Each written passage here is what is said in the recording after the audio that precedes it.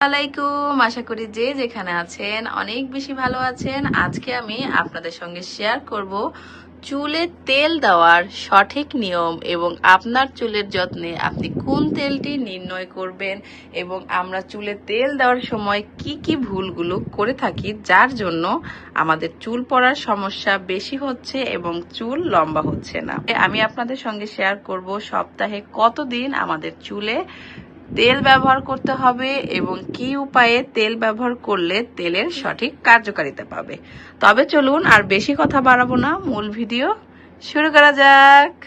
আমাদের প্রথমে hair oiling করার পূর্বে যে জিনিসটি আমাদের মাথায় রাখতে হবে সেটা হচ্ছে আমাদের স্কাল্পটা কি পরিষ্কার আছে নাকি। আমাদের স্কাল্পে যদি ময়লা থাকে সেক্ষেত্রে কিন্তু আমরা তেল দিলে আমাদের চুল পড়ার সমস্যা বেশি দেখা দিবে।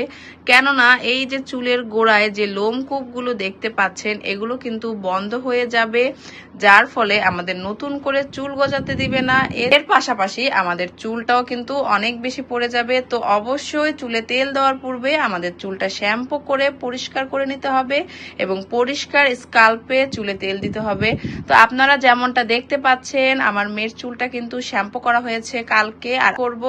আর এই তেল ওর চুলে ব্যবহার করার পরে আমি জাস্ট 2 দিন স্টে করব। আপনারা চাইলে একদিনও স্টে করাতে পারেন, তবে যদি 2 দিন স্টে করাতে পারেন তাহলে কিন্তু বেশি ভালো হয়। আজকে যেহেতু ওর চুলে আমি এই তেলটি ব্যবহার করব সেজন্য গোসল করার সময় কিন্তু ওর চুলে আমি কোনো রকমের পানি ব্যবহার করব না।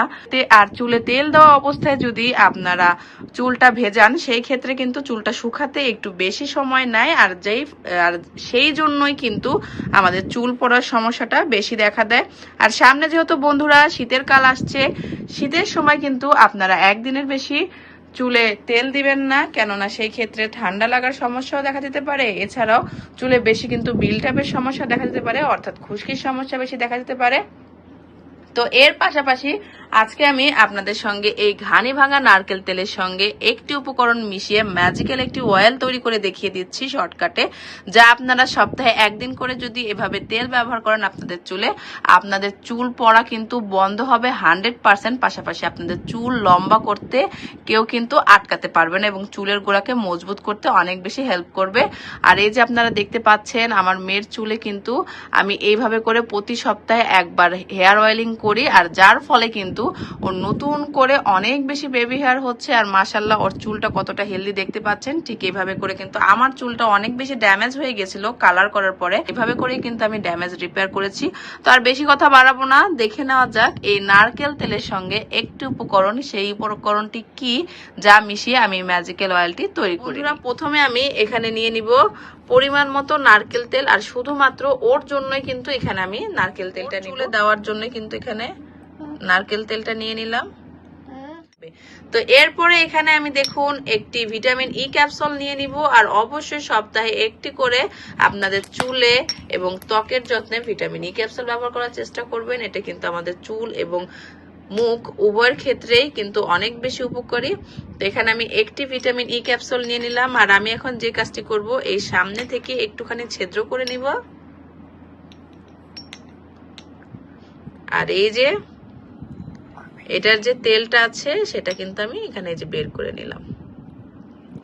এই ক্ষেত্রে আমাদের কিচ্ছু করা লাগবে না। যদি আপনারা পারেন তেলটা একটু কুসুম গরম করে নেবেন, রোদের তাপে রেখে বা একটু চুলার নিচে রেখে হিট দিয়ে নেবেন, তাহলে কিন্তু কুসুম গরম তেলটা চুলে ব্যবহার করতে পারলে অনেক বেশি ভালো হয়।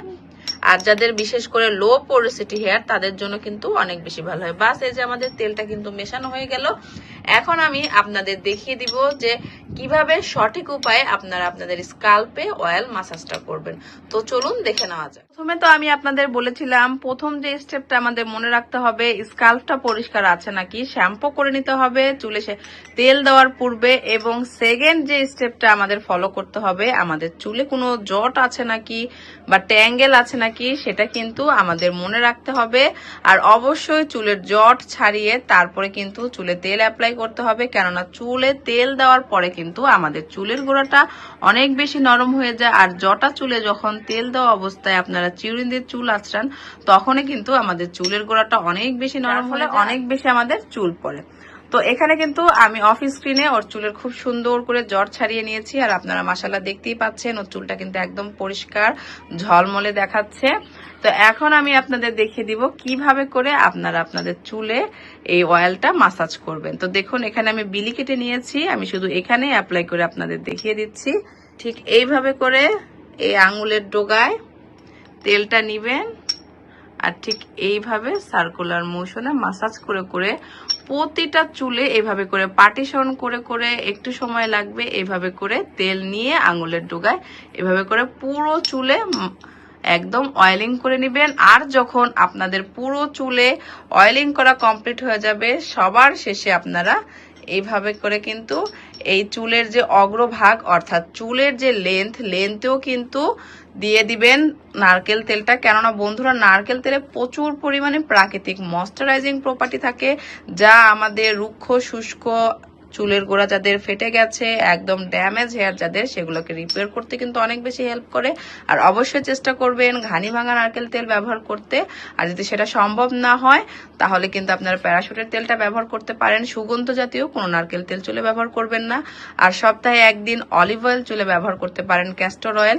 আর আমি পূর্বে একটি ভিডিওতে আপনাদের দেখিয়েছিলাম কিভাবে করে চুলে তেল দেওয়ার পরে শ্যাম্পু করার পূর্বে কিভাবে চুলে সপ্তাহে একদিন স্টিম নিবেন। আর যার ফলে কিন্তু স্টিম নেওয়ার ফলে আমাদের এই যে লোমকূপগুলো আছে এগুলো কিন্তু খুলে যাবে, আর তেলের কার্যকারিতা দ্বিগুণ হবে, আর চুল পড়াও রোধ হবে, আমাদের নতুন করে চুল গজাতে সাহায্য করবে, চুলটাকে লম্বা করতে হেল্প করবে। আর একটি টিপস আমি বলি দিয়ে, যারা চুলটাকে লম্বা করতে চাচ্ছেন 3 মাস পর পর 1 ইঞ্চি করে চুলের আগা কেটে ফেলবেন। তাহলে চুলের আগাটা কিন্তু অর্থাৎ লেনটা কিন্তু ভারী থাকবে, আর যার ফলে আপনাদের চুল লম্বা করতে সাহায্য করবে। প্রতি 3 মাস পর পর চুলটাকে ট্রিম করে ফেলবেন, তাহলে কিন্তু অনেক ভালো। ইম্পর্টেন্ট কথা সেটা হচ্ছে অবশ্যই পরিমাণ মতো প্রতিদিন পানি খাবেন। পানি খেলে কিন্তু আমাদের চুলের বা ত্বকের সবকিছুর জন্যই কিন্তু অনেক বেশি ভালো। তো অবশ্যই পরিমাণ মতো প্রতিদিন পানি খাবেন, প্রতিদিন খাবার তালিকায় বাদাম রাখবেন, মাছ খাবেন, মাংস খাবেন, ডাল খাবেন, শাকসবজি খাবেন, তাহলে কিন্তু আমাদের চুলটা ভেতর থেকে অনেক বেশি মজবুত হবে, নতুন করে চুল গজাতে সাহায্য করবে। তো আমরা যেটা খাই সেটাই কিন্তু আমাদের বডি এফেক্ট করে। জাঙ্ক ফুড খাওয়া বন্ধ করবেন, জাঙ্ক ফুড খেলে কিন্তু আমাদের চুলের জন্য এবং ত্বকের জন্য সবকিছুর জন্যই খারাপ। তো আশা করি আজকের এই টিপস এন্ড ট্রিক্স গুলো আপনাদের ভালো লেগেছে। যদি ভালো লেগে থাকে তাহলে অবশ্যই আমাদের চ্যানেলটি সাবস্ক্রাইব করে দিবেন এবং পাশে থাকা ছোট্ট বেল বাটনটি প্রেস করে দিবেন। আর যারা এখনো শেষ পর্যন্ত ভিডিওটি দেখছেন তাদেরকে অসংখ্য অসংখ্য ধন্যবাদ। ভিডিওটি ভালো লাগলে একটি লাইক দিয়ে দিবেন, কমেন্ট করতে ভুলবেন না। সবাই ভালো থাকবেন, সুস্থ থাকবেন, আর আমাদের পাশেই থাকবেন। আল্লাহ হাফেজ।